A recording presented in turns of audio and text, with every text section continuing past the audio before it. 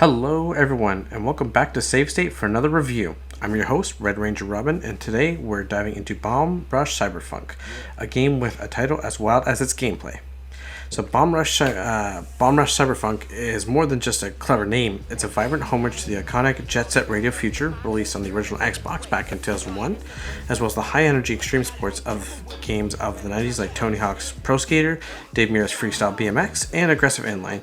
And the visual style, that's something only we've seen once before in Jet Set Radio Future, and it's back with a flair this time.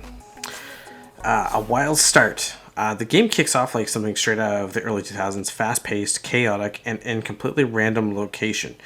You begin in a jail cell as a character named Foe with no idea how you got there, who you are, or what is going on. And within 10 minutes, Foe is beheaded by a DJ using a vinyl record. Yep, you heard that right. Things get bizarre really quickly.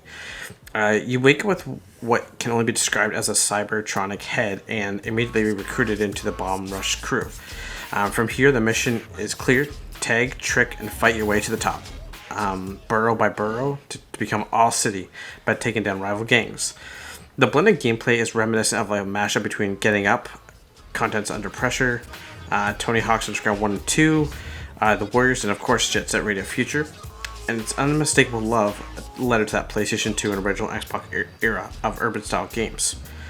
Now for the gameplay breakdown, you can switch between skateboarding, BMX, biking, and inline skating.